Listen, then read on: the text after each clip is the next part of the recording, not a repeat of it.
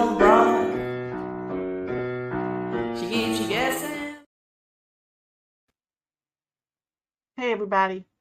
Okay, so today we're going to cover real science. Who invented it?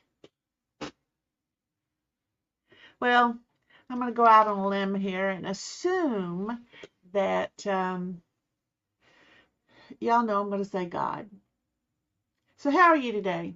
My name is Angela, middle initial K, last name Durden, and this is The Constrained View. You can find it on Substack. You can find it on, actually, if you go to YouTube, look down at the scrolling Chiron at the bottom there. The YouTube channel is at Angela Durden. I don't know. Sometimes I see him put the at, sometimes I don't. I don't know if it works. Otherwise, just Angela Durden as all one string of things. I'm also on Rumble under the Talkies. I haven't figured Rumble out yet. So, real science. Who invented it? And I'm saying it's God, because he's the creator of all things. And he is the one who gave us humans something to use our brains for. And that's to figure out everything he's done. Oh, the depth of God's wisdom and knowledge. Who can know it? Not humans. But we can certainly try and find it out, can't we? Now, the reason I'm bringing this up is because the Hubble telescope, it got pictures of things they'd never seen before. But they weren't really good pictures, were they? Because the technology was limited. But then much time passed and better technology was invented. And now they sent out James Webb, and I think they've got these other things that are going.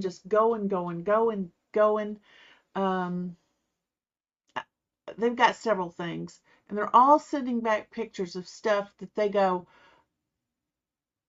I don't know what it is. They say, I don't know.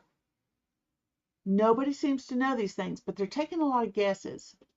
And there's nothing wrong with guesses, because your guess would be something that you would be able to now delve further into and either prove or deny. That's what science is all about. But who invented all this stuff was God. And he understands science. He understands math. I mean, he's the math guy.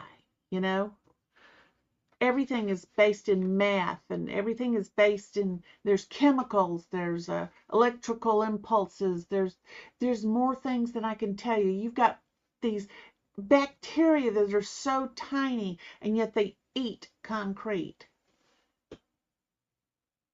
Why do they eat concrete? I don't know. But eat it they do. God invented those things. But here's what I'm finding quite interesting. One, all the many years I went to school and all the nature shows that I've watched, all of which, all, bar one or two, have been saying things like, this and that and the other evolved from this into that, and so forth and so on. And evolution, I've never believed in evolution. Couldn't see how it happened. Tried my best to figure it out. It isn't going to work. But in school, we were taught that these things were so, that it was proven science. I do not remember ever in school reading anything or seeing on these nature shows anything that said this isn't so. Now, they've kind of come close a couple of times when they would say things like, scientists believe, and when they interview a scientist, the scientist speaks for the body of scientists, we believe, whatever the subject matter is. But something interesting has been happening. they're getting better pictures of the planets. They now realize Pluto, whether they call it a planet or not, it is a heavenly body, and it is a complicated little rock floating out there. It's got things that happen. These other planets, same thing. They're all different, and yet they all have something in common. And so the scientists are like, oh no, what if one of them gets knocked out of its orbit because of this thing over here that's pulling that we just have discovered?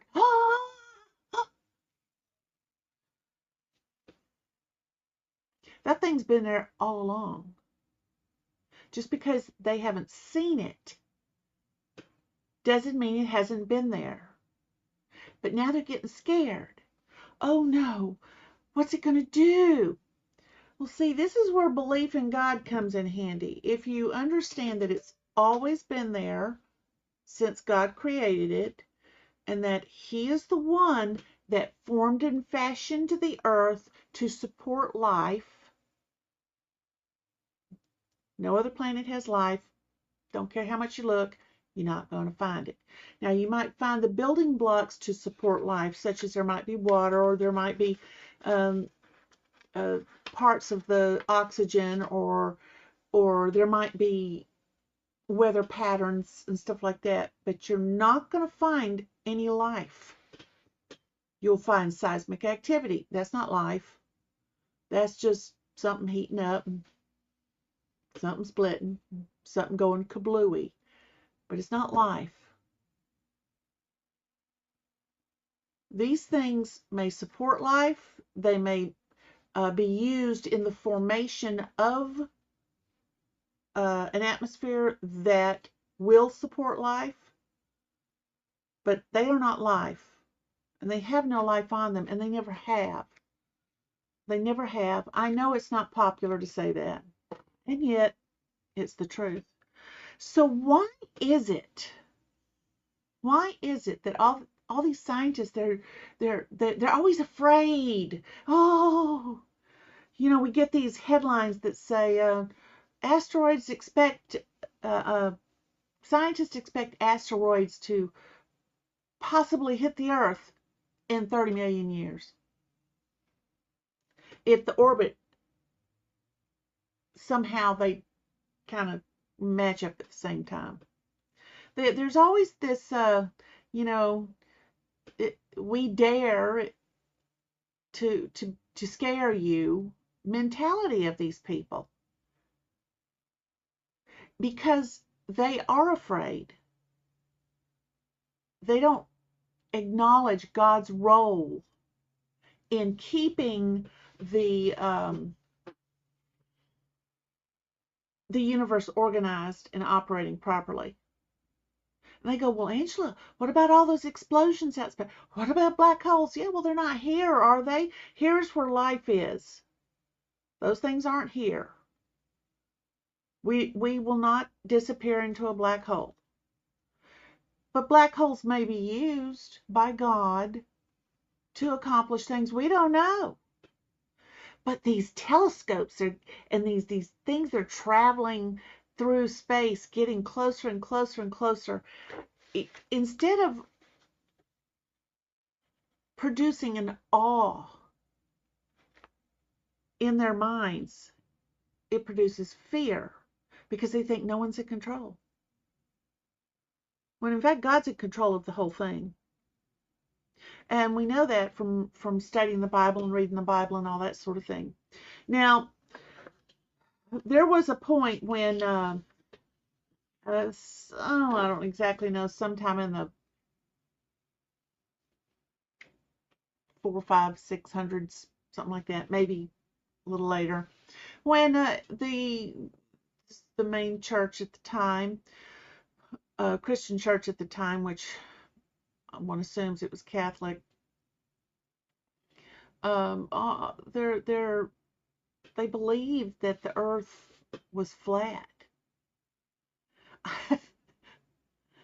I remember seeing a painting of some sort that was in one of my school books. And it said, this is what people used to believe about how the earth was supported. And it showed Atlas, a giant by the name of Atlas, with the globe of the earth between his hunched shoulders like this, see? And he was holding it up, and then he would lift it. He was standing on the back of a turtle who was flying around.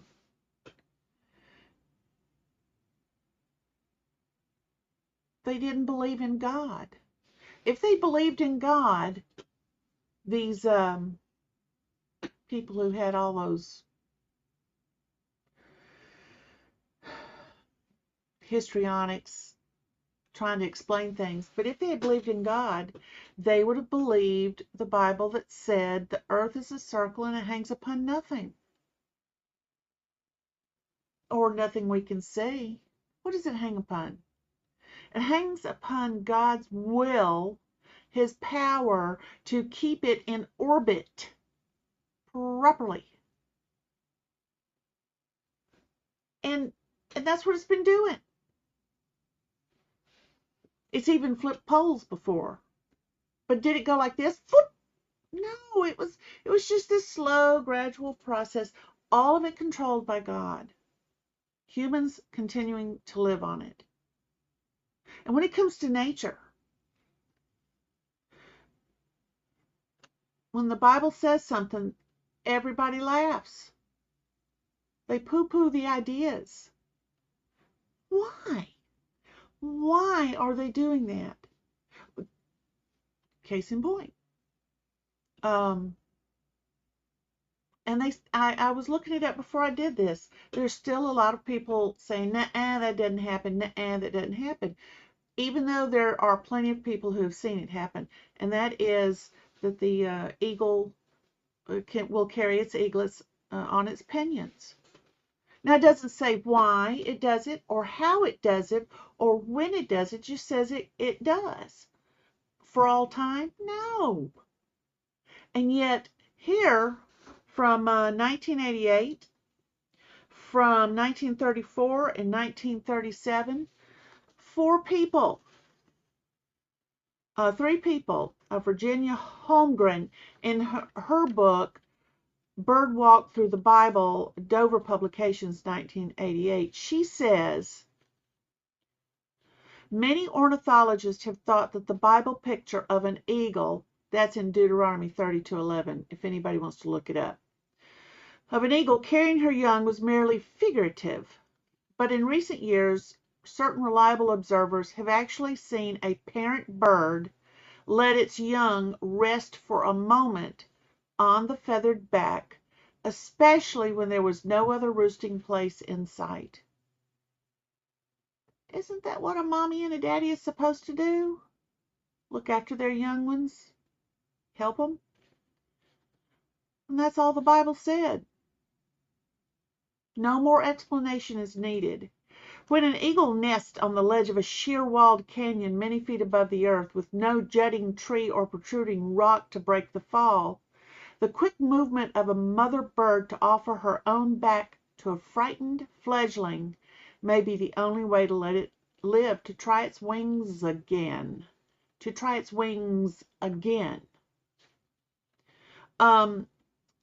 In a book called Yeoman's England, 1934, by William Beach Thomas, he said, our guide was one of the small company who have seen the golden eagle teaching the young to fly. He could support the belief that the parent birds, after urging and sometimes shoving the youngster into the air, will swoop underneath and rest the struggler for a moment on their wings and back. See? Real humans who have seen it. A.C. Bent, in the Bulletin of the Smithsonian Institution, 1937, page 302, said about this same thing. The mother started from the nest in the crags and, roughly handling the youngster, she allowed him to drop, I should say about 90 feet. Then she swooped down under him, wings spread, and he would alight on her back. She'd soar to the top of the range with him and repeat the process. Once, perhaps, she waited 15 minutes between flights. I should say the farthest she let him fall was 150 feet. My father and I watched him, spellbound, for over an hour. So you see, the people who are saying the Bible is lying, making it all up, or it's an allegory, or it's a teachable moment, ignored actual fact, science, fact.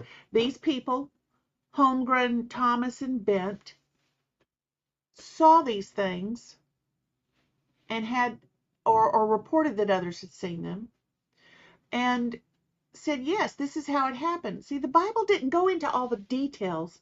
It just said, on wings of eagles, the mother puts the baby eaglet on its pinions when it's ready to fly, but it doesn't know how yet. Well, how do you teach them? You want to teach a kid to ride a bike? Do you hold on to the seat the whole time? No, you hold on a little bit. And the next thing you know, they're going and they're all alone and they're like, I'm doing it. And they expect you're still holding. No. They look back and you're way back there watching them. You held on for a short period of time, not forever. Same way with the birds. So now that these people are going further into the universe and they're seeing all this stuff, they're going, their stories of how they're telling what's going on have changed. Used to be that it's this way and that way on a certain planet or how things interact. Now that they're closer and they see what's really going on, they're saying, well, we really don't know what's going on.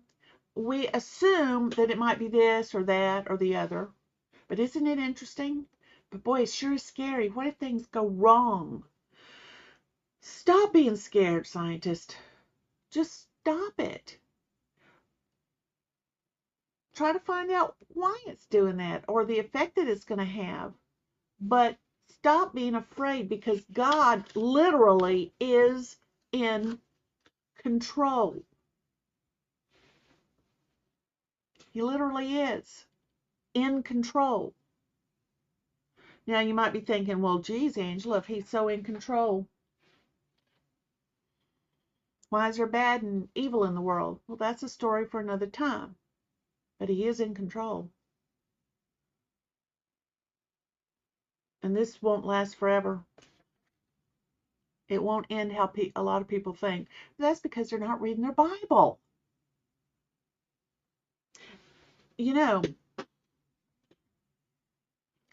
I may have mentioned this once in one of the posts that I wrote. It was about Dennis Prager. Now, we all know he fell in the shower or had an event that caused him to fall and broke his neck. That is horrible. I wouldn't want to wish that on the worst person in the world, because it's a horrible, horrible thing. And I certainly hope that he's able to get his health back. Don't know that, hey, you know what? Maybe the Neuralink might help him. Possible. I wonder if he's already in touch with the Neuralink people. Who knows?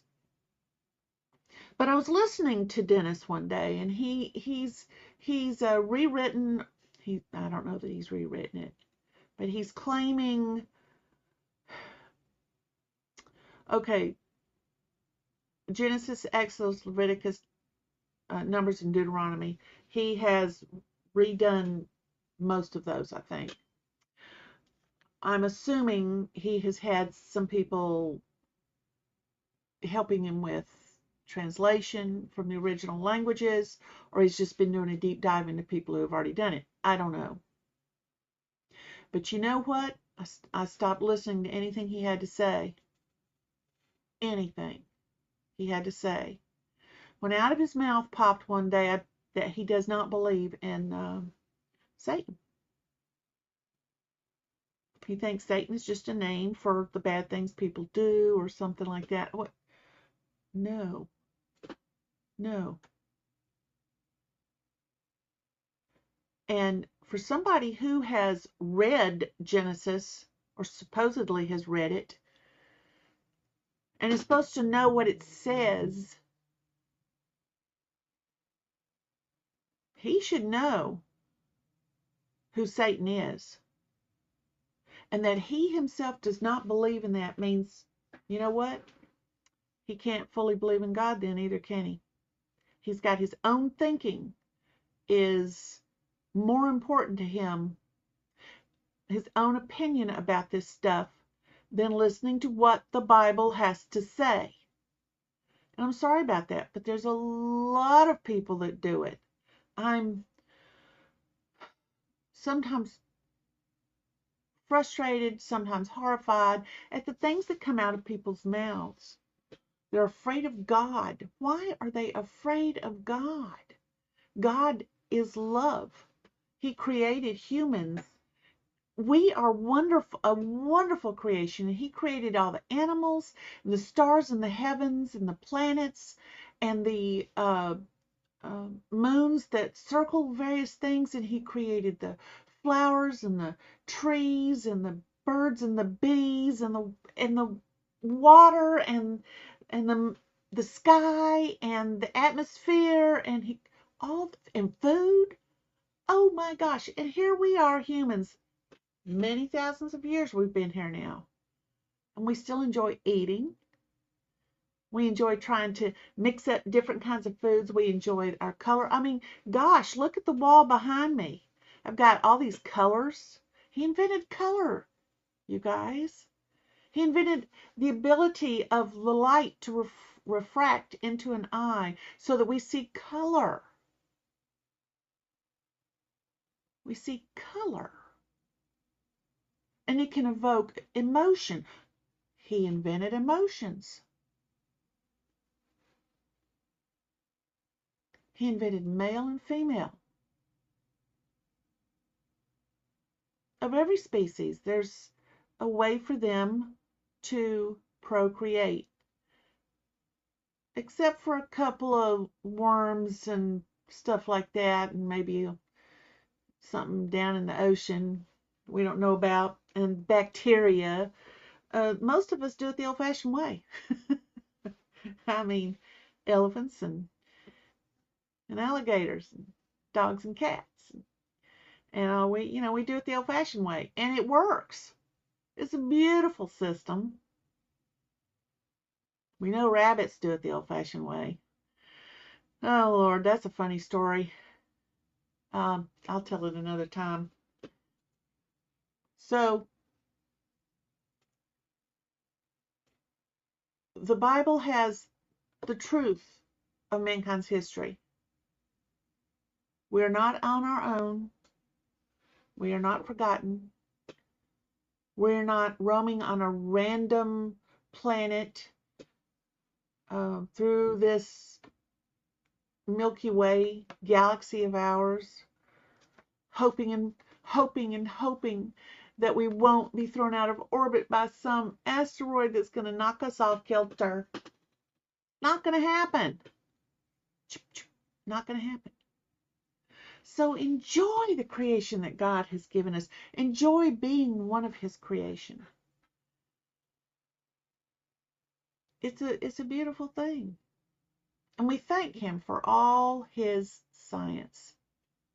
We thank him for inventing it. And we thank him for giving us a brain that allows us to be able to figure out how to use those things. For instance, this thing right here behind me. I did not paint that. It's a digital output of something I designed on a computer. And until it was printed out, it really didn't exist. It was just some things put together. Pixels of something or another. I don't know.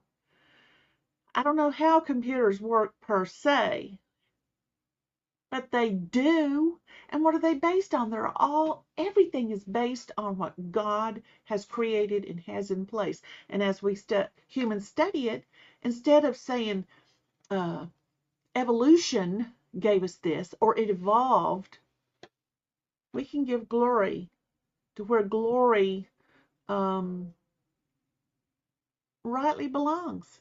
And that's with Almighty God, our Heavenly Father, and our Creator. So that's your lift for the day. How's that? We will see you later. Bye-bye. She treats you right. She's surprising.